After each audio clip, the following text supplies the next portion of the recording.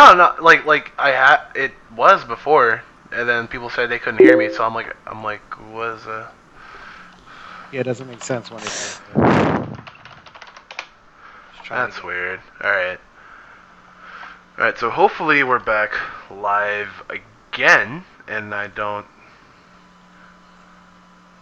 or are we? Or are we not? Round two. Yeah. Okay, I can hear you this time. All right, you can hear me The this time. match to remember. Fight! Say no CVS, man. This is supposed to be about Smash. First of all, let me tell you something. Or are I we? have been, Or are we? like I said, I've been playing competitive gaming for many, many years, Uh-huh. and that's actually, that's how I met Min, because I was a big fan of him when he was playing CBS. So that's how I originally met him years ago. He's actually playing Nerd Josh right now on CBS too. That's Oh Body. my nice. God! Can we do this tomorrow? He's bodying. Nah, man, we gotta do this now. All right, so we're live. Thank All you. the all the audios are all figured out. I don't know what's wrong with XSplit, but what isn't wrong with XSplit? Oops, sorry. Um, but yeah. There So goes our XSplit sponsorship. you know what, Katie? All right, there's always OBS. But anyway, so thank you guys for sticking with us. A little bit of audio issues here and there, but okay, we are finally ready to take off with this episode of Meet a Burn. So I am so sorry for all that stuff because it's obviously my fault since I'm streaming it. But let me reintroduce everybody in this Skype call. To the left here is my lovely co-host Katie. In the middle, like right above me, is Apex host and coordinator Mr. Alex Strife, aka John Lugo. And on the right here is the main man, Mr. Stream, Bifuteki, Mr. Andre. What's going on, guys? Doing all right. Okay. All right. So before the show or during the show, Alex, you said that you were playing the new 3DS Smash. Yep. So, well, how long have you been playing it? Like, what are your views on it? Yes. Like me personally, I like it. Like that's just how I am though. Like I like anything. I love every Smash game. Mhm. So I never like judge any of them. But I always will. People forget. Like one of my favorites is always the original. Like that's why I love the 64 community. They're so like legitimately awesome. But I like it.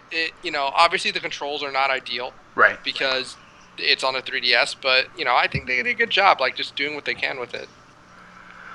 Well, speaking of that, have you gotten a chance to try out like the actual like Wii U Smash before? No, that would be my partner in crime, Christmas. She went to eat. She was actually one of the invitational people. Well, right. I know. We talked about that. We're like, oh my God, I'm so proud. But have you since we can't really get Christmas on the show, what were some of her views on it? What? Well, she had issues with the 3D the Wii U version, but she also clarified and said, well, it's not finished, so I'm sure they're gonna fix a lot of it, and they did. Hmm. You know, it's just it was an unfinished product at E3. I mean, this is a lot more smoother. I love the characters. I mean, I love Duck Hunt that's in it. I actually Oh, have. there you go. I generally don't like Duck Hunt. I generally like old school characters, and when I Right. first bought a Nintendo, that was the game I loved to play. So what do you It's a what, good game. what do you think of well, not necessarily Smash 3DS as a tournament viable game, but what do you think of Smash 4 as a tournament viable game? I think it's fine. I think we're still looking at rule sets, so we're seeing what makes sense, what doesn't. Mhm. There's a lot of stuff we have to go through, and especially once we figure out the everything in regards to how the 3DS works and what needs to be unlocked and everything. But overall, like I think every Smash game's competitive. Like that's the thing about competitive gaming. People try to focus on like, well, we need X, Y, and Z. No, it's just as competitive brawl is just as viable as competitive melee. Now, yeah, there's obviously character issues, whatever it may be, but you know that's just how these things are. Like when it comes to fighting games, Right. like when people say, well, this game's not a competitive like game, my first reaction is, well, what makes your game special? Like Mhm. people just worry about stuff that doesn't matter. Well, at Apex, you're already running 3 Smash games as let's say, yeah, 3 Smash games as the main like games as it is. So what's going to be like? Is there anything going to be scrapped, or you just have to tell people Yeah. like, hey, we can't really do this. How about you just run a side tournament for it? That's what I was wondering, Bobby. Yeah.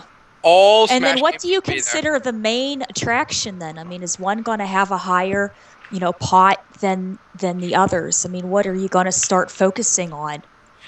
Well, every year we try to make it very equal in terms of pop bonuses. We also don't kick off Smash games Mm. ever. Like, so if Brawl gets 10 people, then that is what it is. We're still gonna run it because Apex is about Smash. It's not about what's popular or what's not. We still haven't discussed our stream schedule yet, and that's probably going to be based more on attendance. So we'll see what happens there. And it also, depends on who we're working with. If, like, for example, let's just say Virtual Fighter was there, Right. and Sake was like, "It's the mainstream. We want it to mainstream. We'll give you $70,000." Yeah. It's like, there's stuff like that where it's kind of no brainer, but I'm just giving an extreme example. Right. I mean, and it's not like I'd be the first one to do it. Evo has, they've gotten paid by, well, not paid. They have been sponsored by Warner Brothers to feature their game, Killer Instinct as well, I believe. Well, actually, I don't know if that they have or not, but there's that. There's Skullgirls. All these other games that put in these heavy pop bonuses or just work with Evo, and that's fine. You know, and that's just a part of business. But overall, we try to keep it. We try to mix in that.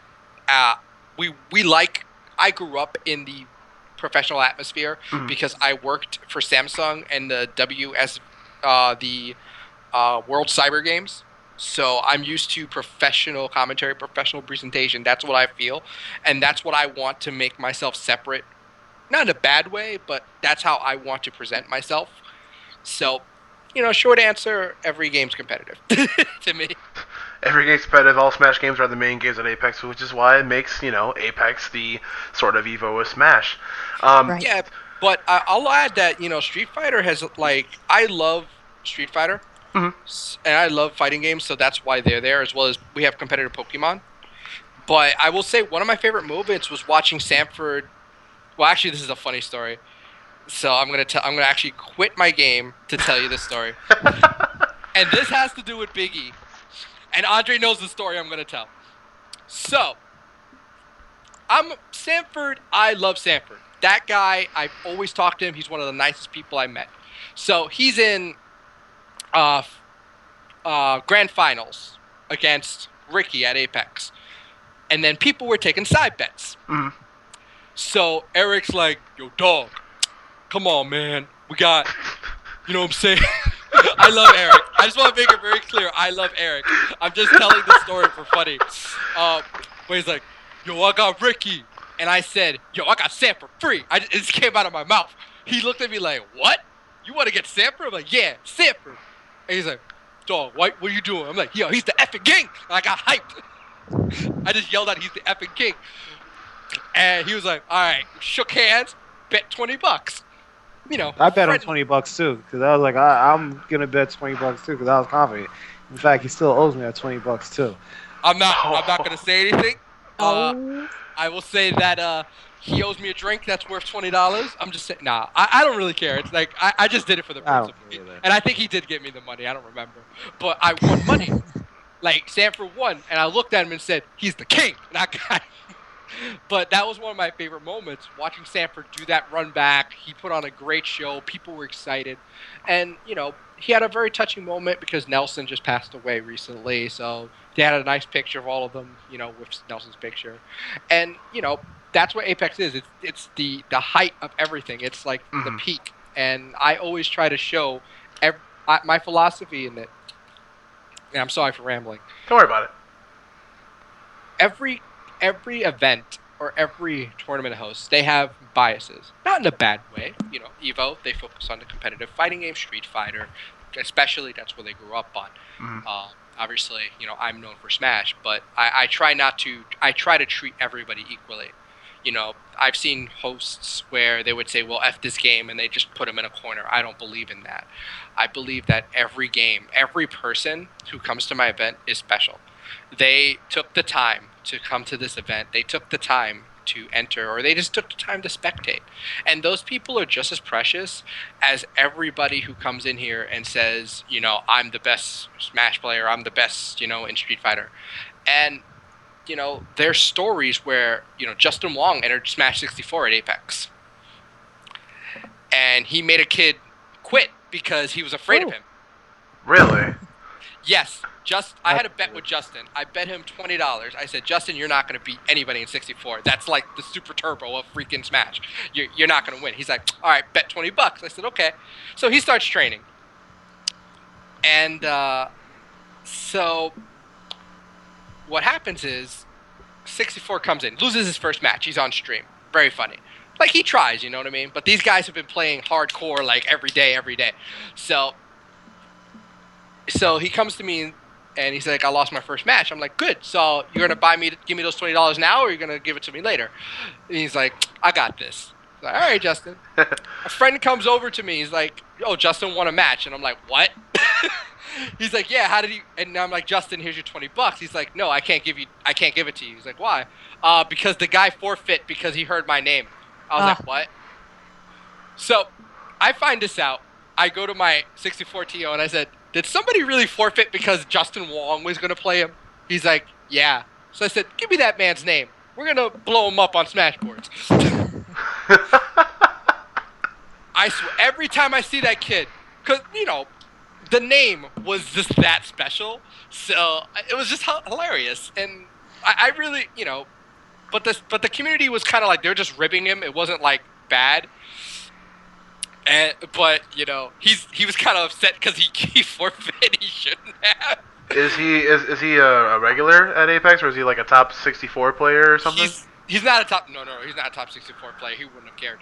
Yeah, he was one of those kids that always goes to the events, has a good time. Nobody's perfect, but the 64 community is like that, very, very tight knit. So you get like 190, 200 people, but they're all like really close to each other. Right. And everybody's proficient in every character. That's how like that metagame developed to the point where everybody plays everybody, and they're great at it. So it's very like old school, like in terms of like they're like the poverty, but not in a negative way. They're like the very tight knit, which is why I like them. Speaking of like the actual community and like having numbers, what are numbers like? Let's use last year's event, 2014, as an example, because you're bringing these FGC people in for their games, but you're bringing a whole slew of Smash members, for their respective games into this house. So what are numbers like? For Melee, we had about 30 less than Evo. 30 or 40 less than Evo did that year. Wow. Yeah, we had about 600 something plus. I forget. It was like in the high 600s. We're probably going to hit 1,000, knowing my luck. And then Smash 4 is probably going to be around the same, especially when we announce all the stuff we're doing. Outside of the qualifiers, did I... Actually, Katie, do you know what we're doing this year for qualifiers? And we're the first tournament series or circuit to do this. Every circuit in the Apex, because we're just doing Melee this year, in terms of qualifiers, gets a $1,000 pop bonus, and the winner gets free flight and board, courtesy of Twitch. Oh, is that nice? That's a nice. That's amazing. Yeah. All the TOs receive a $500 budget to be given to them to assist them in their tournaments. Wow. So yeah, that was the initial deal with Twitch. For just the qualifiers, we're working on something else that I can't announce. Actually, you have a qualifier super secret news. You have a qualifier this weekend, really don't doing you? Great. Yeah.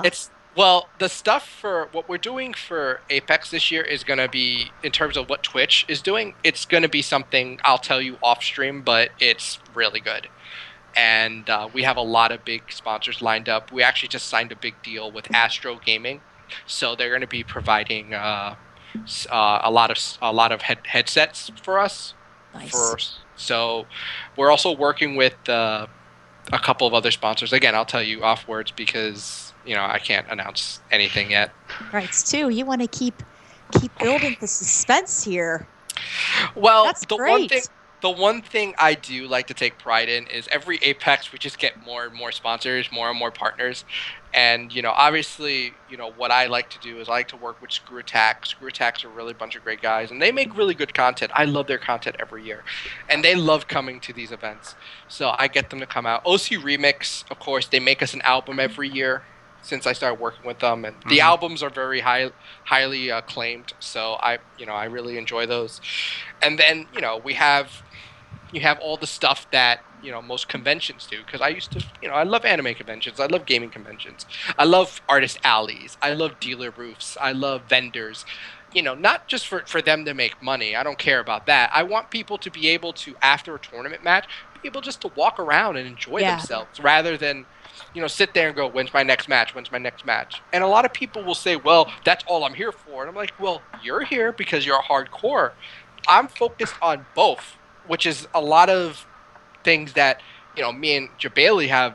We're thinking about. We're thinking about the entire experience, not just Joe Not Smo just hardcore focusing on smasher. one mindset. Yeah, and that's Right. what a lot of TOs are going to probably start doing eventually. They're going to start focusing on the casuals, like not to disregard the competitive side, but to realize that the casual players are the ones that are going to build your numbers. They're going to build your community, and there is that. You'll get somebody like Sonic Fox, who's like a little 5-year-old kid. Well, not 5 anymore, but I'm joking. But you get these kids who their first tournament and then they get hooked and hooked and hooked, and now he's like one of the best players in DOA and Injustice. Pretty much everything. Yeah. Yeah, it's. I think I was doing an interview with Jabali about his tournament, and he almost said the exact same thing about the casual and like the spectators, that they mean just as much to the event as the hardcore and the competitive gamers. Just because you want to make sure that everybody has a good time so that they'll return next year. Just because F6. word of mouth is definitely like just the best form of advertisement for those sort of events. They are. A lot of, like I said, a lot of the major things that I notice with, I try like to make it not a tournament. Every time you hear me talk about Apex, I call it an event, because I really want that. I really want that aspect where, let's just say, for example, and my girlfriend's gonna kill me. We have My Little Pony there. I want them to be able to go there and enjoy everything about that. So that's what we're trying to do. We're trying to get these people that don't know about competitive gaming to see it. And, whether they like it or not is one thing, but I want them to come back next year. That's the main thing. And if they enjoy themselves and they come back, that's pretty much a good thing. Right. Now, I mean, would you also be thinking about, involving the whole Gears, Gears of War scene like Eric has been doing too? Or are you more focused on, the multiple versions of Smash and some of the more, I guess, traditional fighting games? Apex, as of right now, is the Smash, I guess, center or whatever. So that's where my focus is, obviously. But I also make a very good attempt to make sure that the fighting game side is good. Like I said, we also focus on Pokemon. We're a really big Pokemon event as well. Yeah. But a short answer is, I have friends in the Gears of War community.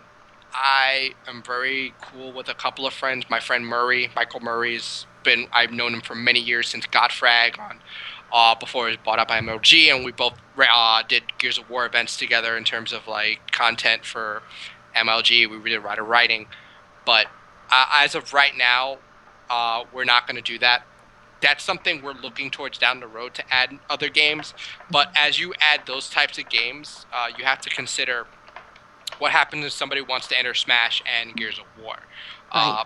So at a convention that I was hired to work at, called Yumicon last year, there was a Smash player who was actually a really top player, who actually was good at League of Legends. Now, I will say this about that kid. That kid is the nicest kid in the world. And he even said, DQ me. He told me, just DQ me. I feel bad. He said, I feel bad for holding up the tournament. So, But he didn't really. He just felt bad. He didn't want us to wait for him. So, but stuff like what if we added League and there was like, and Marn came. What example? Yeah. Where, I can't tell him you can't enter this game. Like I don't believe in that. But it's something that would have to be addressed before we even get into that. So, and then also I'll be very honest. I don't want the Call of Duty community. I think the Call of Duty community is something I would want to stay away from, just because of their history. Call of Duty is pretty much of a monster that you're gonna need security for. You gotta have like at least 5 or 6 people on deck for security. Yeah. So. No, it's not even that. It's like I don't want, like, I will say this. I don't want to generalize it as Call of Duty. I will say, it's a lot of people that do swatting. There have been bomb threats at various Call of Duty events. Wow. Yeah, look it up. A lot of bomb threats. You hear all these tournaments that have bomb threats. It's because they have Call of Duty there, and that's what they like to do. A lot of these people, they like to do that, and they start picking on streamers. They picked on one of my favorite streamers, Caleb Hart, who he doesn't even play Call of Duty. He just plays Mega Man. He speedruns Mega Man X3. That's it. Yeah, and they just called the cops on him. Like they said, oh, he has a gun and he's gonna kidnap somebody. It's like, oh my gosh. Yeah. That's so ridiculous. So imagine you're Eric, and like the Gears community is great. They're very calm. They don't do anything. They get excited. They talk smack. But I mean, they're that's the nature of the beast when it comes to competitive gaming. Right. Right. But for me, the only competitive FPS game that I am personally would be interested in is Halo Master Chief Collection or Halo 5, because that's where I grew up with and that's where a lot of my connections are. Mm-hmm. But as of right now, I want to keep it very centric on what I'm doing right now and grow the Nintendo side, because that, we're going to start adding Splatoon once it comes out and start working on that, because that's going to be really good in terms of content. And we want to work with the Pokemon game that's going to come out, Potekken. And I think we really want to work with those types of games where, it's not, you won't feel ostracized for it if you're new. You'll feel like, oh, I like this game, you like this game, we're all happy. And, Man, so Nintendo recently announced that Smash 4 for the Wii U is coming out like next month. So that means the only tournaments like the immediate kind of margin of it are NEC and of course your tournament. So how are you gonna prepare for that? We hired somebody to bring us all the setups. Really? Yep. That's it. I say, hey, I'm renting your stuff. He's like, okay. And I'm like, thank you, Rick. So, but we're actually. Oh, you're getting the Hado and like Gaming Generations and all that stuff too. Yeah. Okay. It's really yeah. It's like, not your tournaments. You shouldn't be buying setups. You should be renting them for the most part. Mm-hmm. I also want to I'm trying to buy some systems just for my own self. Not myself. I already have a Wii U, but so I can put local tournaments and push those out and help out people. Because one of the things I do I have like 50 Wiis, and what I do is I just lend them to people without even asking for a dime. Wow. Yeah. I'm one, like, I don't know. Being that, I'm a streamer and I see a lot of this stuff, I feel like if you run a tournament, because this is where me and Jonathan kind of like disagree on some things. Like, I feel it's good for a TL to actually hold some type of equipment, especially like when it comes to like, you're going into a new game. It's good to have like some of the older stuff or some of the newer stuff, so that this way you don't necessarily have to lean on other people for that type of stuff. Oh, no, I don't disagree with you. I remember we talked about this. That's why we're trying to buy the equipment. Right. But for the time being, it's more of I'm renting equipment until I buy everything myself, and then that's it. Then I'm not going to, like, ask anybody. Well, speaking about, renting equipment, buying different consoles, certain consoles to play, certain games. How do you guys feel? I mean, in the future, we may be able to play everything, on the PC. I mean, Yes. that'd be a pretty much an easier investment if we could all just somehow, you know, just all invest in a certain type of PC and then, have everything downloaded straight into that. But that would Well, be a monopoly then over all the other gaming consoles. mm, like the thing is, Nintendo games will never be on the PC, Mhm. ever. I don't see that happening unless the company folds. I will say, if I had a personal choice, I would want Street Fighter on PC, and here's why. I can sell, like I said, I can get a lot of sponsors, but I can sell sponsors that are PCs, sponsors that, hey, we're going to use your equipment, we're going to use your products, we're going to promote it, we're going to do this and that.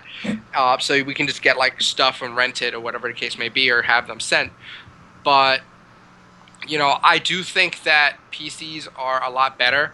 The only other issue is, compared to consoles, you have to plug it in, you have to install drivers, whatever the case may be, Right. and that's assuming, and that's not assuming like you Graphics have. cards. Yeah. Yeah, well, no, graphics cards is fine because you just get like pre-made PCs or you get laptops or whatever you need to. My concern is plug and play peripherals, especially ones such as like a Quamba that's a dual mod. So that may say, well, you can't be compatible because you're X, Y, and Z. So you kind of get like screwed there. But I think people are gonna say, well, consoles are easier, which I agree, they are inexpensive, but the way I would go about it is I would have all the PC people build the PCs for me. I wouldn't have to spend a dime. And literally, I can probably do that. Mhm. Not trying to brag. But it's kind of like, as you said I'm before, just saying. Nintendo will never let go of just it Smash being exclusive. Like, I don't think there's gonna be like any way. Like, it's like saying, oh, let's play Pokemon on a PC or like on another console. You know what I'm saying? Like, Right. I don't foresee. Any changes anytime soon. For Nintendo, Or no. No. I do think PC is a better system, and I think in terms of sponsorships, it does make a lot more sense. But I don't, in terms of, one taking over, I don't see that for Nintendo anyway. dude, really wish it would be for like Killer Instinct or something, because I really don't want to buy an Xbox One. Oh, I bought a PS3. well, they went down $100. Who cares? Oh my gosh. Yeah. It's just like It's up there. And here's the thing, backing up like the whole like, dude, I wish PCs were at tournaments thing, 'cause it's like, yeah, you get an Xbox One, you get Killer Instinct, it's Microsoft exclusive, that's fine. What if you want to play another game? Like, what if like Marvel vs. Capcom 4 is released, everybody's like all hype and happy about it. It's on the PS4. It's exclusive. Yeah. Now you have to, spend another $50,000 out of your pocket, buy the game, buy the arcade stick with it, and all that other stuff, this, that, and the other. But I think that's the problem with a lot of these games. Like Killer Instinct, to me, to be honest, should have never went just Xbox. Should have never just went Xbox One. It should have been on all next gen consoles. It should have been on Xbox One and PS4. Mm-hmm. Because of the simple fact that it doesn't just be like, okay, well, in order for you to play this game, you have to get an Xbox One. You can actually have the right to choose which console you actually want to play this game on. And Like, and the arcade stick too. Yeah, exactly. Because now it's like here that you got to go out there, you have to buy a completely new arcade stick and whatnot. See, something I like about the PS4 is that with the PS4, the new arcade sticks that Mad Catz is coming out with actually work on the PS3 as well. Right. As well as some of their fighting games, like the new Guilty Gear that's coming out, the XRD one that's coming out. Mm-hmm. Zerd. Zerd is crossplay, so you can actually play people on PS3 on the PS4. That's nice. That's amazing. Now, isn't it to get, online play now on the PS4? I heard that we have to pay for some sort of subscription now. You have to pay for PlayStation Plus in order to play multiplayer on PS4. Yeah, but it's like it's only like It's what, exact. like $10 a month, something like Oh. that. Like It's Oh, like 15 bucks for 3 months, and then it's 49.99 for a year. okay. see, So, yeah, but go the ahead. thing is, it doesn't just give you just online multiplayer. You also get free games every single month. You get like this month, the new games for this month, I believe, is Spelunky. Um, 'Cause I just downloaded this. It's Spelunky, Dust, I and it's think, or like is that for PS3? it's for PS3, PS4, and PS Vita. So if you have all three of these consoles, you're getting new games Right. for Free all of your games, yeah. Yeah. consoles. And it's like people like really groan and moan about like, oh, I gotta buy a subscription or all that stuff, this, that, and the other. It's like, dude, like now is the perfect time to wait until Black Friday rolls around, where like all the subscriptions, like the year subscriptions, like go down to like $30. Yeah, Yeah. like it goes down to like $30, Yeah. and that's what I normally like try to bulk up on getting my PlayStation Plus because, yeah, Right. See, now I always thought if you went and bought, you know, a PlayStation card or an Xbox card, let's say, like you said, on Black Friday, Yeah. but let's say your subscription doesn't run out until July. Can It you it actually? adds on to it. it just adds on time to it. Yeah. Oh, really? I didn't know that. Yeah. Yeah, so I you thought, basically, if you yeah, like, let's say you bought 4 cards on Black Friday, yeah. right? Bought 4 1-year cards for $30. It's adding a year to each one of the to the end of your subscription. So if your subscription ends like let's say July 5th, you can Yeah. just continue on from July 5th. So you'll if you add To all like 4 more July years, 5th, 2016. basically. Wow. Okay. So it just adds on to when it ends. See, Katie's happy about that. Like, oh yeah, I get to, I know. I'm gonna I'm gonna be standing in line now. That's great. Okay, All I right. didn't know that's how it worked. Awesome. We kind of got like heavily off topic there. But I'm going to ask the whole Skype call this.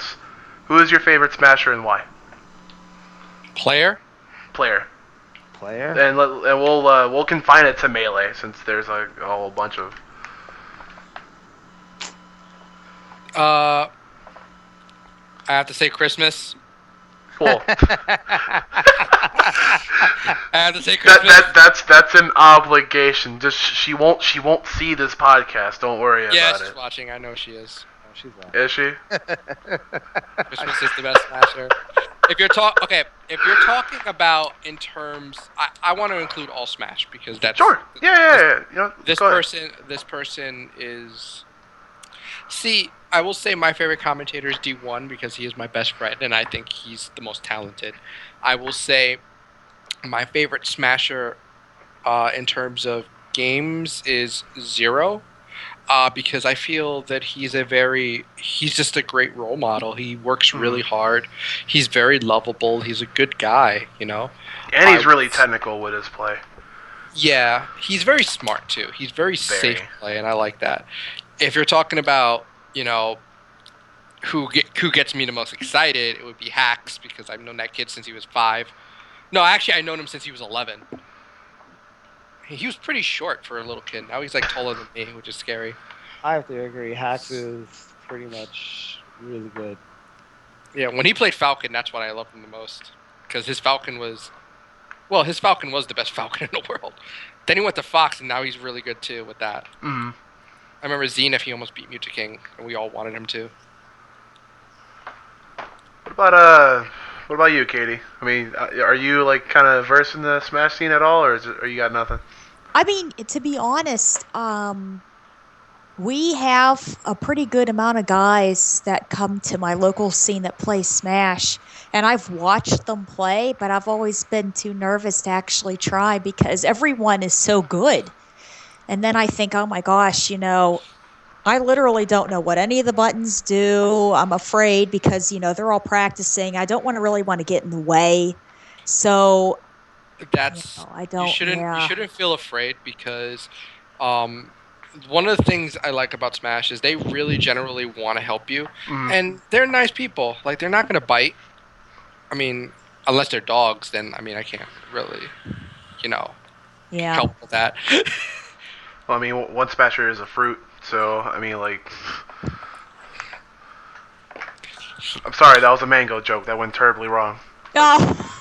Somewhere Lauren's watching you, saying, "What? This joke sucked, Bobby." Lauren's my girl. I love her. I love Mango.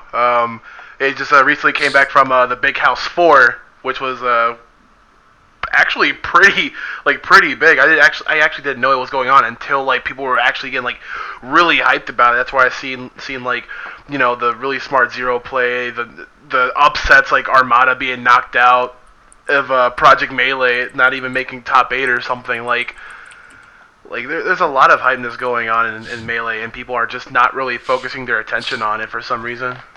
Yeah, I mean, well, that's the nature of Melee. It's generally just a fun game to watch in terms of spectator. That's what makes it really unique. Every Smash game is pretty much has their own set of like intricacies in terms of that.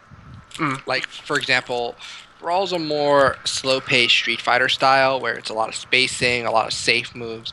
It's very defensive, unless you're certain characters, but or your ice climbers, you just grab once and you win. But A but little bias there. oh no, I don't like that's just the truth. If you grab with ice climbers and you don't mess up, you're going to win that. Right. Okay. Take that stock. But I mean, I generally enjoy it.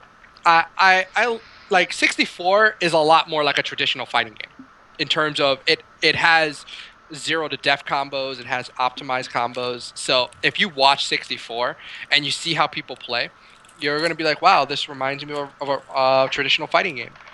And Melee is a little more free flowing, and it's smoother and so different.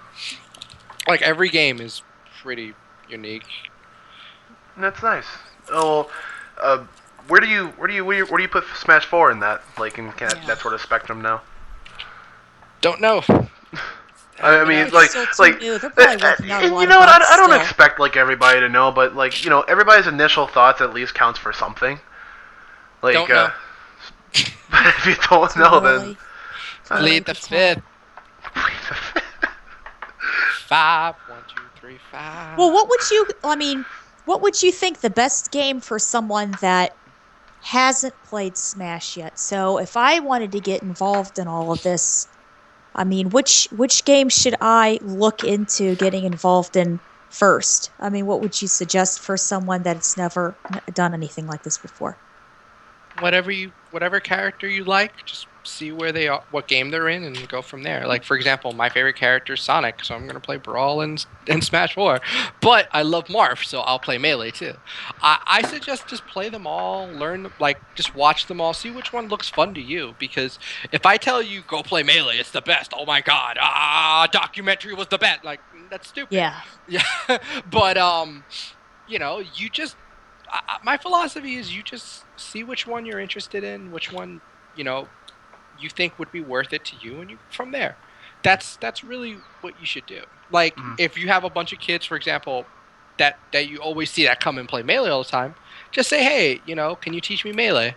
And in their social awkward stage, they'll be like, sure, and you go from there. Were you a competitive Smasher at any point? No, my girlfriend taught me. Really? Yeah. A friend of mine and my girlfriend taught me to play Smash. I was competitive Halo for many years. Really? But I gave it up because I found college would be more important than Halo. Like, were you like in actual like any like competitive teams, or like I was did you just not. sort of dabble?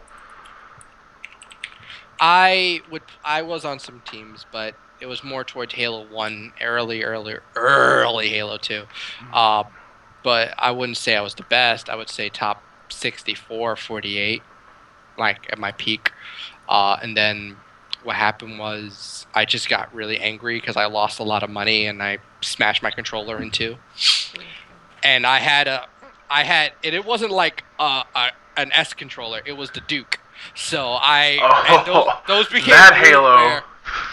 Yeah, and then it became really rare. So I was kind of like, well, rip. And that's how I found Smash. Like it was at an MLG and I saw it and I was like, oh, this is interesting. I didn't know it was competitive. And you watch it and you're like, oh, cool. Yeah, back when I was in college, I was really into Halo also.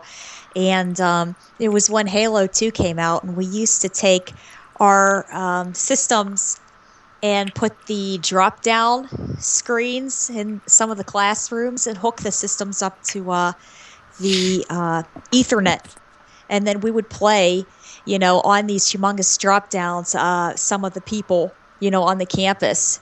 It was great. I mean, I thought Halo 2 was such a great game. And then I just sort of, stepped back a little bit. And then maybe it was about 2 or 3 years later, that's when I got into Street Fighter. Yeah. But I think Halo is just a really well done game. But aren't they revamping Halo 2? No, they're doing They're the Master Chief Collection for Xbox doing One. Ah, yeah. So people are actually they wanted that for a very long time, a reboot or just whatever the case that may be. From what I've seen, they took out the BXR and BXB, at least from what I was told. Yeah. I haven't touched the game yet, so I can't confirm. Andre may have because he was there. Uh, wait, were you at E3, Andre? No, I wasn't there this year. I get a ticket every single year, but I never go. ah. Wow. What a waste. All right, tell me Well, about next it. time ask Kristen. Every year I get a ticket for E3, and it's like I don't go.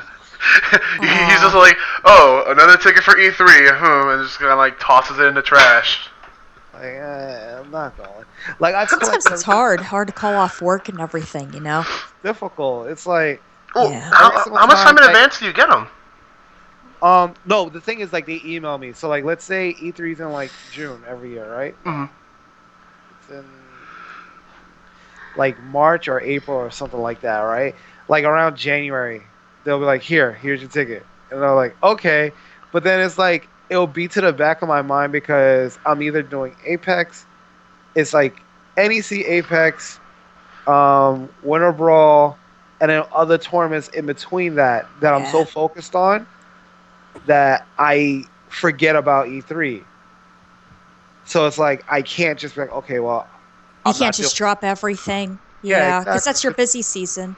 Yeah, and especially now since I don't know, like lately, a lot of tournaments been we've been making sure that we work with the hotel directly to actually get good internet. So I've been I start talking with hotels a week prior to the event to make sure that everything is okay. That when I get there, I have access to the closet, so I can see like what's going on inside there to make sure all their lines are clean from their closet to the ballroom. I test that and I make sure everything's 100% working. I can pretty much guarantee that a lot of people here who watch Summer Jam were happy with the streams. The quality, streaming quality. The streaming quality between me and Spooky, because we were the only two that had the two dedicated lines, they could see that everything went perfect that day for that weekend. Good. Well, speaking of lines, before the show, Alex, you were just talking about, hey, the venue's internet got upgraded, so Yeah. Okay. like Like, no. same for TFC. Mm. Because TFC, we only were able to actually have Spooky on the internet because they only had, I believe, 5 upload, which he was only getting like 3. Oh, Really? So myself, Clash tournaments last year, myself, Clash tournaments, and Funky Pete all had to use like 4G. This year they have 50 over 50, so we're super happy about that. awesome. So they're going to provision us with like 25 over 25. So I'm curious too, then, is the setup for your tournament going to be one room for, Smash, and then one room for more like Street Fighter and Tekken and Injustice, or is it going to be just all in the same ballroom altogether? Well, we're gonna have two 10,000 square foot ballrooms and another 5,000 square foot ballroom, as well as other Okay. very small rooms. But we don't like to do that because it creates separatism. We like to Yeah. kind of mix and match depending on what we need to do. So we do usually is we have everything in um, like together. So if we have melee, we have like the big games are usually together, and then like the smaller games are to the side. But we haven't really discussed that part of it yet. Okay. When's registration going up for Apex? Next few days. Do you think like a lot of people are gonna like sign up for Smash 4 even though the game hasn't come out yet? Yep. I'm just giving shit. It's like real simplistic. That's what I like about you, Alex. Don't worry about it, because like you say what is needed. If there's the need to go in like this elongated explanation, you'll do that. But other than that, yeah, okay. It's just, like I said, it's going to be. I know a lot of people are going to register for it. That's good though, because you know what? The more people that pre-register, the easier it is. The easier it is to make the brackets, to figure out what your schedule's going to be, to make sure you have enough pools going. It's easier for the. Wait, time out. You think I take at the door? Well, I mean, for people No. that No. do you? Like, there's Nope. no registration at Oh, are you serious? Everyone Oh my pre-registers God, in Smash. that's And that's the reason why I horrible. love that community. Everyone Really? pre-registers. Like by January 2nd, everyone is already pre-registered. Really? Like, that's done. Like Yeah. FGC needs to get on that same. We don't need people calling us in the middle of a tournament saying I'm on my way. Can you put me in the last pool? I mean, come on. Like Now wait a minute. What if it's the morning of the tournament and it's like 8 a.m.? You don't have like a last minute registration table where it's like $10, $15 higher. for Smash, no. Okay. For FGC, we do because we're not as big yet, but we're gonna move towards registration only because I feel that if you don't know you're going to the tournament until 8 a.m. that day, you have your priorities wrong. I personally feel you can't expect somebody like talking with Min about it and talking with others. You can't really expect people to work around your schedule. You need to work around them. Like if I'm going to Otakon, they're not gonna They're not gonna be like, okay, well, I'll sell you a ticket today. You got to plan ahead. And it's the number one thing. Like, it's my number one pet peeve. Is like, you guys know about this tournament. I say this every single day on my Facebook status too. I tweet about it. I don't know, because I mean, I've lost quite a bit of money pre-registering to tournaments that I thought I could make it to, and then because of weather or other situations, Well, weather is I an act of lost God, I so lost my money. So that's why sometimes it's best to have some sort of an outlet where people that don't know if they can get that evening off to even make the drive or whatever the situation may be. But it goes Not back that it's good to rely on that all the time. I know what you're saying. Yeah, it's just like, I'm kind of a dick, to be very blunt about that. I just don't care. If you come to me the day of and you say, well, I woke up, I've had people say I woke up late to the tournament. In fact, this happened at Zenith. This is one of my really good friends who just woke up at like 3 p.m. to make his second round pools, and I DQ'd him, and I didn't care. But, and also, I have no mercy because I've DQ'd my own girlfriend from tournament. So you slept on the couch that night, right? Yes, I did. But my integrity was kept. But and she'll tell you the story. I've DQ'd her, and she's like, yeah, you don't want to piss him off. But I'm really, if you losing your money because you couldn't make it is not the TO's fault. That's an act of God. I understand, but there are people who do that and they don't want to go online and spend. Another thing I've noticed with the fighting game community, I don't know if it's just me, but a lot of them don't have credit cards. Exactly. And I'm starting to. If I was to do a tournament next year, I'm basically trying to sign a deal with Chase, Bank of America, or Citibank, where basically when whoever places top 3, basically their money is going to be in a Chase, Citibank, Bank of America account. So that this way they could be like, okay, well, I'm like, here's a debit card for you. Your PIN will be mailed. and that's that. This way, Wow. they have a bank account.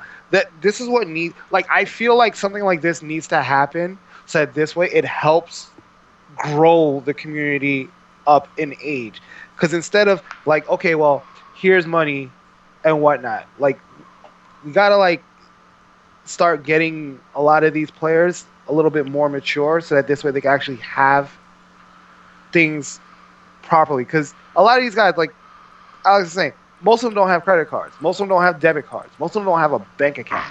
You don't want to know Hell. my opinion on that. I Fuck. think that they don't. We're not. Listen, we can't coddle these people. No, If we can't. if they're 30 something years old and they don't have they don't have like a bank account, that's not my problem. I'm not gonna like, for example, Mewtwo King. And I hate using his example, but he's like the classic case. I was about Kid to use an example too. Go ahead. Guy calls me like, oh, can you register me for this event? Randomly, haven't talked to this kid in a month. No, but I'll give you the money. No, but no. And then it's like, you're spending hours trying to tell him no, and you're sitting there and saying to yourself, why doesn't he do it himself? Because he doesn't know how to. Nobody taught him. Like, but that Right. his is a little bit extreme, but you got to think of it that way. And then you have these people who are not used to the concept of these are businesses. A lot of these tournaments, like I'm a sole proprietary, so you have to fill out a W-9 form, and if you don't, I'm not giving you a dime, because then I get taxed. Exactly. And they're like, but I want my money now. And I'm like, well, you can take 5 seconds and fill out a W-9 form. But if I do that, the government will come after me. I'm like, that's not my problem. I'm not giving you a cent. This I is... do the same thing when you win in Vegas. So, well, Oh yeah. Yeah. Yeah, that's what gets me really upset. Like, we have people that are out of college that don't know what to do. So, but a TO is supposed to take care of them and coddle them? No. Like, you're SOL if you don't know how to, do anything. And this is not just like money. This is not just, anything like that. It's something as simple as the day of, oh, I need somewhere to sleep. And I'm like, can't you just get, aren't you a top player? Man, I just need somewhere to sleep. Can't you just buy your own room? Oh no, man, like I got a ride here from my mom, and I'm like, the hell? Wow. I'm making it up, but there's a Right. specific. Nah, I think I have a better one. Okay, Oh. there's a top I like player. this. There's a top player in FGC. Okay, he would win every tournament. I'm pretty sure that you guys are gonna know who it is. So All right, I already know who this is now. for every single tournament, this man was winning every damn money.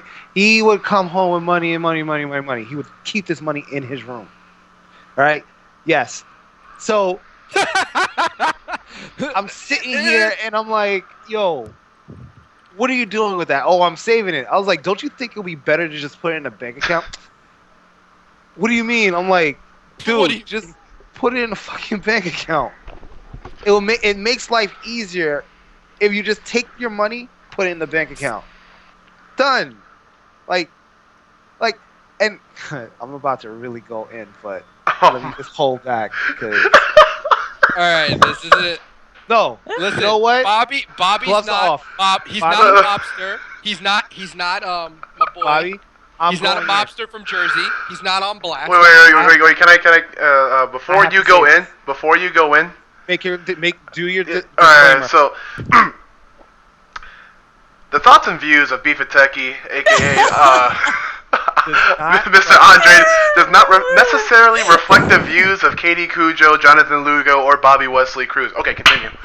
I'm pretty sure you guys are gonna agree with me on this. Okay. Now, I see too many players in this community that came from one particular team that don't know anything about living a real life, like opening a bank account and doing. What are you doing? Come on, bro.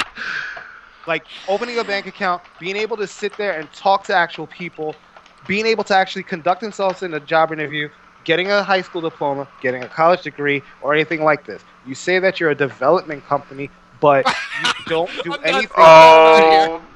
don't do anything to develop these players to actually have a proper skill set to live in a real life situation. Rant done. Anyway. Man, if you want to air out your concerns, I gotta do it. I gotta do it. go ahead. You. Because at the end of the day, I see these players and they, at one point, they were all like at their lowest point, and they were at a lowest point for no apparent reason, only because they weren't taught how to live life outside of that. Which is why things on my team is a completely different thing. Like, I don't know if you guys saw the tweets last night between me and, Coach Steve. He wanted to continue playing games. I was telling him, like, "Oh, turn that shit off. Mhm. Study. You got a midterm tomorrow." Yeah. Oh yeah, Yeah. that's another thing. This I'll go in on. I have a big issue with a lot of these kids that basically don't get their education. I'm a big person on education. I went to Fordham University. I had a full scholarship, and I busted my ass But to get. but before you do that, again, the opinions of Mr. Jonathan Lugo, aka Apex Alex Strife, do not necessarily reflect the reviews of Katie Cujo, Bobby Wesley Cruz, or Andre of Bifuteki. I did not know Meter Burn just turned into the Meter Blast show, but go ahead. No, this is a very serious issue. It's a serious issue. It's another issue within the fighting game community and things like that. If you notice, I have some of the youngest like I have Winrich on my team. You don't see Winrich go to tournaments anymore or anything like that, only because school is a top priority to me. Right. This should be treated as a hobby. It's not something that you can make a career of. You have these guys out there saying, "Oh, this is going to be the next best thing. Esports is coming. Esports is coming." Been singing the same song for 10 years. Stop. Going on what you guys are saying too, just to help out. Some people, some guys just aren't school guys, but I think, if you have that hard work ethic and you find whatever your niche is, and you keep at least trying at that. I mean, maybe, you can do whatever it is, as long as, like you guys said, you have to work your ass off, No, I'm not and saying. I'm not you saying know, there's that. nothing wrong with that, working your ass off during the day or whatever it is, and then like at least that, like me, I'll work during the day and then at night, I practice or I play. It's almost like there's a time and a place for everything. Some people are school people, some people aren't. Some people don't have the money to just be able to spend it, on school. So at least as long as you're working hard. Well, my thing is this. I'll give you an example. There's a player called Lamb Chops. He's a Smash player. Came to New York, didn't have a dime to his name. He stayed with DJ Nintendo. And DJ's like, "Why don't you play Smash with me?" He's like, "No, I'm not touching a game until I get a job in my own place." And that dude, he studied. He got a trade. I think he's an electrician or a plumber. I don't know, but he got it. That's what I mean. That's you can't rely on video games for your life. Like some people can, I will admit, but There are some people out there who really feel like they can make it into this thing and they don't have a dime. They can't even enter into a tournament. I remember one time, and it was Summer Jam last year, where someone was like begging me to buy them breakfast and I'm like, what the hell are you doing? Like, some people, like, they don't have the right priorities. They don't have the right mindset to be into this just yet. Yes, you might feel you play good at this game, but at the end of the day, I feel like if you don't have the money to pursue this hobby, you shouldn't be trying to just do it. I think that there's, like I said, this goes back to a social issue, not just with competitive gaming, but sports in general, where you have these kids who are trying to make it out of wherever they are, and they're sitting there and they're stuck in a situation where they can't. They have to keep doing what's going to make them quick money, whether it's if you want to go really social and generic, especially in urban communities, you have them trying to make rap albums, them trying to lie, cheat, steal, whatever the case may be, or for a lot of them, basketball, where they're basically in my opinion, used by the establishment of the university who make billions of dollars off of them, and then they have to basically do a one and done, not getting a full education, and thus, losing out on everything. Could have been me. Could have been anybody. But no, like seriously, it could have been me. Like I got football scholarships from Stanford, Oh, Penn State, Florida State, Stanford University, all were like pursuing me. But Stanford, I think, was pretty much the one that stood out because they wanted me for academics as well. Because I scored so high in my SAT, and I didn't take any of them because I ended up blowing out my knee in my junior year. Aw. So I just Sad. said screw it, and I just went to Columbia University, and that's that. I went to Yeah. when I went to Fordham, like I went there because it sounds really messed up, but I went there because Fordham is based on old money. Like NYU and a lot of the liberal college. I'm a liberal, by the way, but I went there because I want to make connections with the people who have money and always would have money, because I think they're the ones that are going to really make me like succeed. And now I work in Wall Street as an analyst for a hedge fund company. So you know, but the point stands that if you have gamers that want to make this a living, I always suggest picking up something that you love and running with it. That's not something that I don't discourage. What I do discourage is not having a backup plan in case stuff doesn't go together. If mid-level players especially, you want to be the fan, you want to be somebody who loves to go to these events, and we all welcome you. But if you're going to an event and you're basically sleeping in the lobby of the hotel and you smell bad because you haven't taken a shower for a while, I don't think you should be going to tournaments. I think you should be focusing on something else. Mm. Well, let's speak about going to these events. I mean, it's, calling off all the work to go to these events and then, getting out however you might go, whether it's, taking a bus, driving yourself, flying out. I mean, it all takes time, it takes money, and sometimes, I mean, it's just hard enough to do, when you've got like a regular job or you have to be in class or whatever it may be, you know. Right, but that's the one thing about going to tournaments, and that you might not always get the time off, and if you don't, Yeah. then you're shit out of luck. Like there's nothing you can possibly do. Well, see, that's another thing too. A lot of these players don't work. Mm. A lot of these players don't work, and I remember at a time there were like all these players like sitting here saying, "Oh well, I want to get this sponsor so this way they could pay for me to get here and this, that, and the other." And I'm like, whatever happened to like representing yourself and showing that you take care of yourself as well as play the game?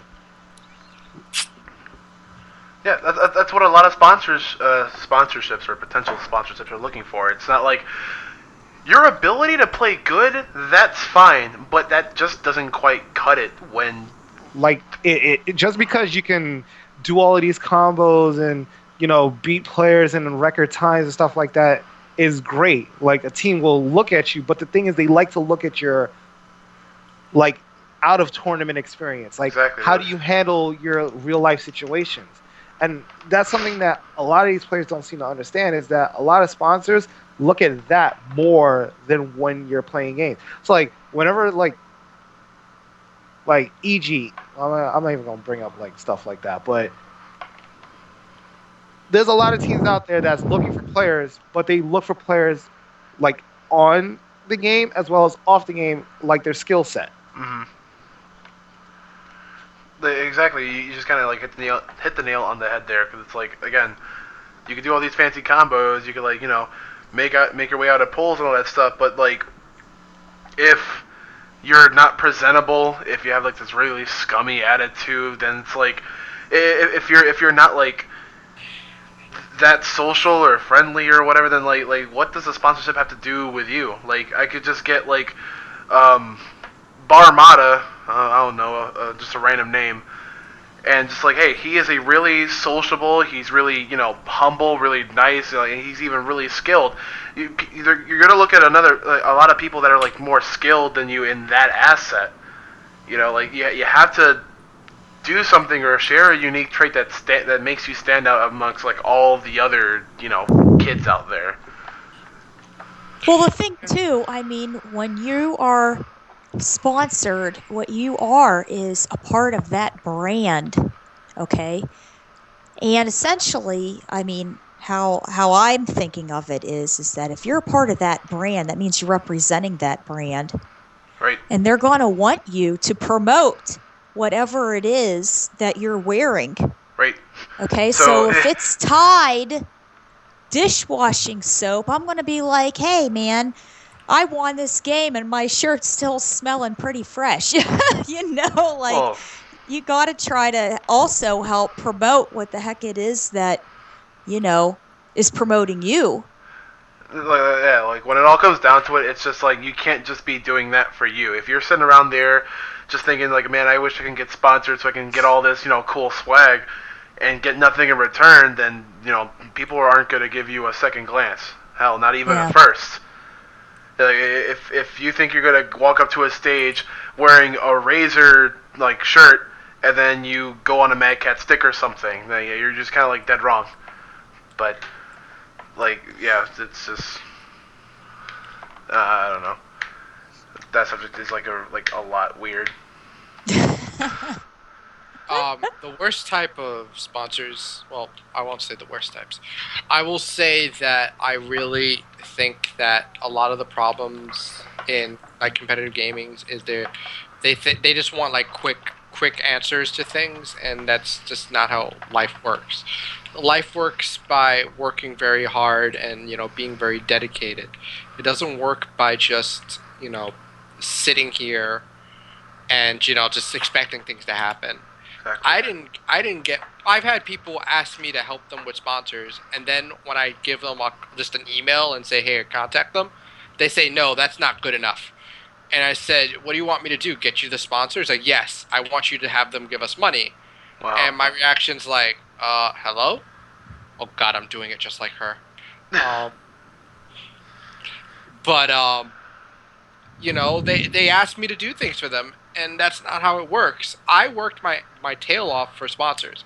Everybody knows that. Andre knows that. Like, I don't get like I don't go to the good old boy sponsors and say, well, you guys sponsor all the other events, sponsor me. No, I go outside the box because you can't stay here and like keep doing the same thing over and over again. Because then you won't have a real return on investment, because when that company finally goes under because nobody else is buying their equipment, then what's going to happen? You have no more sponsor. Can't rely on the same sponsor 100 times. You can't keep calling. Just a prime example of people just being lazy and just not doing anything for themselves, or guess getting their priorities straight. Basically. I mean, was it? See in the chat, Buffalo Knight says, I have a full-time job and I'm married, and as much as I love the FGC and want to be a top-tier player, I know that my wife and the life that we have with work and responsibilities have to come first. That is commendable because like you'll have people like even with like lesser duties, let's say oh, I have to go to work or I have to go to school, and like they completely like forsake those responsibilities, and it's even way worse if you're a college kid, because if you're like going off Because loans, you should be studying. yeah, if you're studying at if you're night. going off loans, and the government's paying you to go to school, right? But you're not studying or not being proficient or anything, and not learning anything, but you're kind of like blowing it off, going to like these tournaments and all that stuff, and doing whatever, then you're setting yourself up for failure there. Like you honestly are, because at the end of the day, when you come back from that tournament that you went 0-2 in, that you spent $500 in hotel reservations and money matches and food and all that stuff,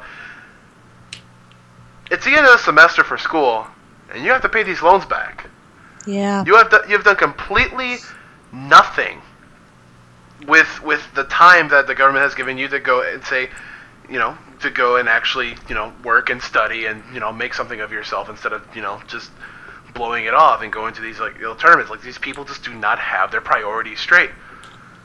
Same thing with sponsorships. Like oh, I'm just gonna ask Alex Strife to, he'll hook me up. Like even though I live in this really obscure place, and I mean I have an event, but it's like I just need the money to run it. Like dude, like you have to start building yourself up from at least a solid foundation before. I mean, honestly, you shouldn't be asking for handouts in the first place, but I mean, asking for help is another thing. But you just can't expect all these things to come to you. You can't expect to not do anything and just have things flock to you like that. That's just not the way that it works. Yeah, I can't tell you how many, friends of mine are in college, and then they'll tell me, hey, I really want to go to final round. It's always final round is during spring midterms. Oh, yeah. And I'm like, man, if you think you're going to go to final round and then go back and take those tests, I said, you're crazy. It's never going to happen. I'm like, it's best for you just to wait till, that semester's over and it's summertime and you can just, use your summer to go to CEO or EVO or something else. I said, because if you try skipping those, or pushing off those midterms for final round, forget it. You're not going to get any studying done. Oh my gosh. Yeah. Even let's say if you're sponsored by a brand or a company or something, again, you can't just expect things to be handed to you. You have to work for that. I mean, not just for not for the brand, but for also yourself. I mean, because like, what if said sponsorship falls through? I mean, let's Andre, let's take a look at these old promises of sponsors past. Like, I don't even want to get into it, but like, like there's a lot of teams that aren't around anymore because they tried everything and anything to get things. Let's go to the beach. Wow. Let's not talk about VXG because a lot of misconceptions that people have about VXG, they don't seem to understand the full story. Yeah, like about VXG. Oh no, I wasn't referencing VXG. I was referencing somebody. Because VXG, to be honest with you, is probably a very good thing. It's not a problem. It is a good thing. Right. VXG is a good thing. VXG is a good tournament. It just sucks that someone saw it as an opportunity to take advantage of and failed and bailed. I wonder who that was. I don't know, man. Just well, he doesn't run that team anymore because he let the bloody tampon run it now. I mean, okay, guys. Sorry. Confused, Jonathan. Sorry.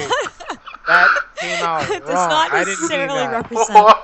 I did not mean it I'm that just gonna way. say that came out. Bobby. Sorry. That was not. Bobby, I need your statement here. The statement is already.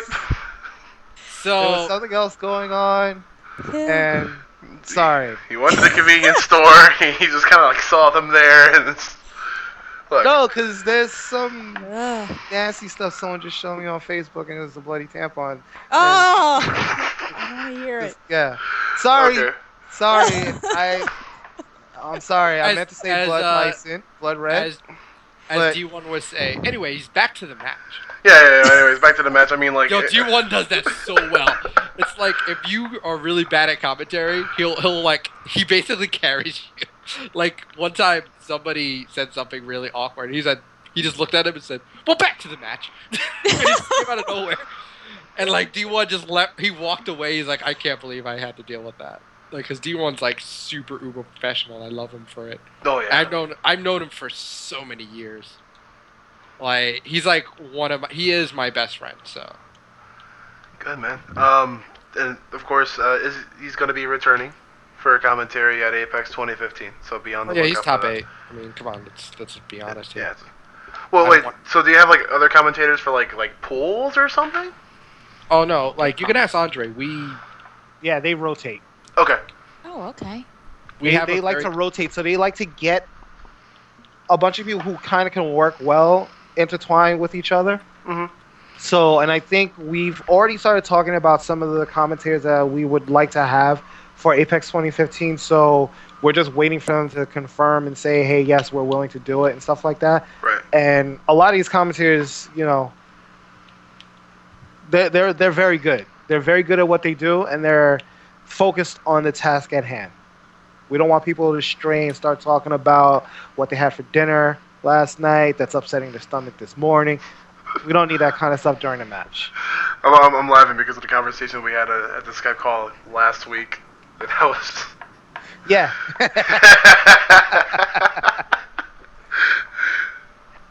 Well, all right, guys. We are well over our time, but it was even though like we kind of got derailed on subjects at some points. It was a very fun conversation, and I know Alex has to keep on going with some working on some more Apex stuff. So I'll let him do that in a bit. But right now, I want to get something final from each of you guys before we all sign off. So, Bifuteki, if you want to go first. uh, Now would be For all- the time to for- plug into Teespring and all that. okay, yeah, I know. So, as you guys may know, we do make T-shirts and stuff like that. A lot of them you can find on store.bifuteki.com. What we're trying to do is we're trying to do something different because a lot of times it costs a lot of money for us to actually make these shirts. So we've partnered up with Teespring to actually make 3 shirts that we currently have. Well, one is new. So 2 shirts that we currently sell, we just basically changed up the colors. We changed the color of the shirt. You can check those out at teespring.com/stores/Bifuteki. Bifuteki. Mm-hmm. Check those out. They are pretty much over in about 8 days, I believe. Yeah, 8 days. So you need to hurry up and get on them.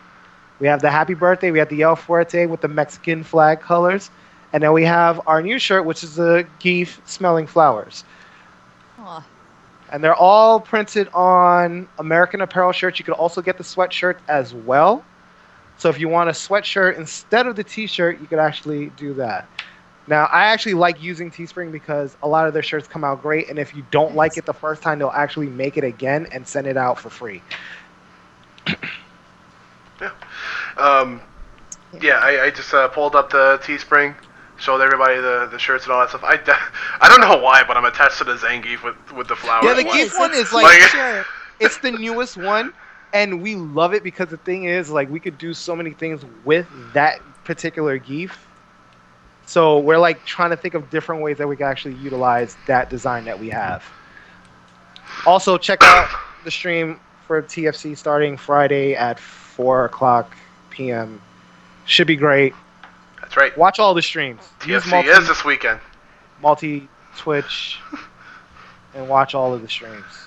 Don't worry. I'll be sure to keep you guys updated with the amount of streams and the information that's going on. Oh, I also have something else new. Go ahead. Another thing too for TFC, I'm going to be trying this new thing where I will be showing tweets about the event on stream. I have something special to do with it. To do all of this with, it's going to be special and personalized. So make sure to use the hashtag TFC2K14, and your tweets will be aired on stream during the entire broadcast of the entire weekend. Cool.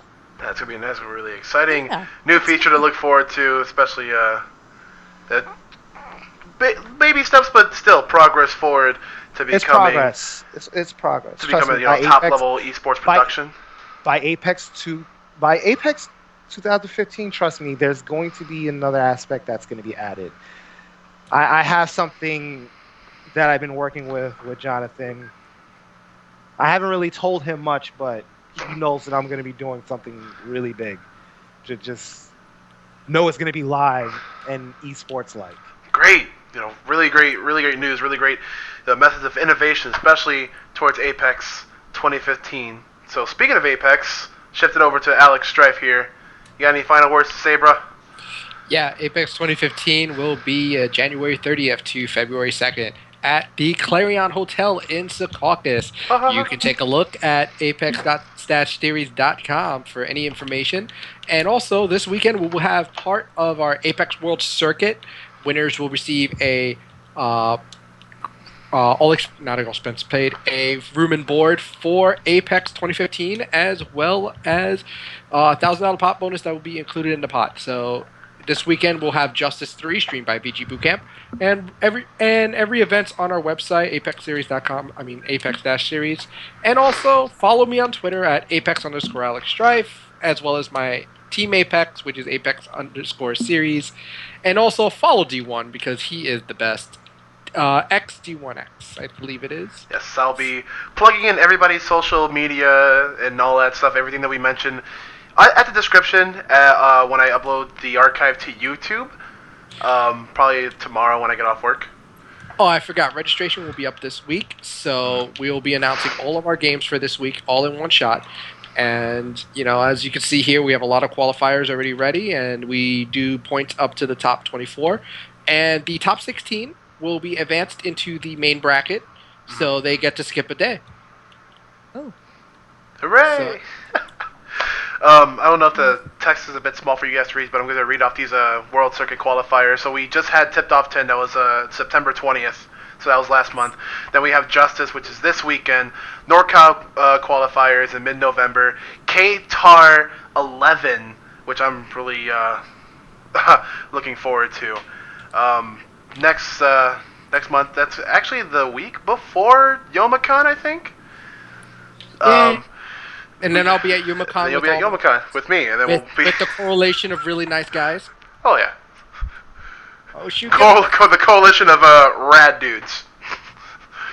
But next we have the Come Up, the Smash Academy, Pacific Northwest Regionals, and I think I know the people that are going to be streaming that, so that's going to be hype. Forte 2, Sambato Melee 13, Japan. Beast 5, Europe. And we'll have 2 other qualifiers, Super Smash Sunday, as well as a Midwest qualifier that will be announced later. We have a couple more we got to announce. Overall, it's pretty much the most innovative thing we've ever done at Apex in terms of our qualifiers this year. So we really want people to go out to these events, support them, support the community. These kids do a lot of work. So, just give them your love, give them your support, watch the streams. Don't forget to even come to the events. These events are just awesome. So, thank you. And then, Katie, you got anything to say before we sign off? Yeah, I'm going to be going on Friday to TFC. So if you guys want to come up and say hi or get any matches in, please feel free. I'm always willing to play and get a couple of sets in, so... Yeah, don't be shy. Because I get these messages on Facebook. Everyone says, oh, man, I see you talking to some people, and I didn't want to, interrupt or whatever it might be. I'm like, man, if you want to play, just ask to play. Go right ahead and, She's not going to We'll grab a TV. We'll grab a TV and, just come talk up. about the show. And that's open to everybody. Like, yeah. That goes to me, too, because a lot of people are afraid to come talk to me. I'm definitely not afraid gonna punch play football. I'm not gonna punch you. You're gonna Ray Rice me, bro. Come on, dude. Just get him in the knee. Like that's. I'm sorry, Andre. I'm sorry I went there. That's okay. Oh, well, he's gonna maul me now. My bad. All right, guys. That's gonna be doing it here for this episode of Meet and Burn. Our next session will be Tuesday the 21st, and if you can't remember that, it's every first and third Tuesday of every month. So, if you're a newcomer, please do not be afraid to hit that follow button right there, kind of like over there. Kind of? Kind of like over there. I can't reach with these borders. They're just way too small. And please don't forget to give us a follow at our newly established Twitter, Meet and Burn FGC. Be sure to follow Miss Cujo Katie at her Twitter, which I will link in the description at the bottom if you're reading this, or if you're viewing this YouTube archive. I'm going to include all forms of social media for all of our special guests here, so don't worry Please about do me a that. favor and also follow Christmas. She's also my partner in Apex. At Christmas Presents, I'll give you the full spelling if you don't have it. Bobby. I think I do. Yeah. I think I just posted it in the chat right there. Yeah. If you don't know what else she does, she's one of the top speedrunners in Donkey Kong Country 2, 2. as well as a really good melee player, and she's kind of okay in Brawl, but I beat her free. But she hates that game, but that's another story. Currently, she helps organize and put together all the graphics and everything for Apex. So she's a multi-talented woman. So she's pretty Very much awesome. so. Sorry, I mean, well, I feel bad we couldn't get her on the show, but just regards to her. We got the Sure. after show. We got the after show. She will be joining us with. Yes, the after show. All right, guys. So for Andrea Bifuteki, Mr. Apex Alex Strife, and Katie Cujo over there, I'm the Blacktastic, and thank you so much for tuning in on this episode of Meet or Burn. We hope to see you next time. Take care now. Bye. Bye, guys.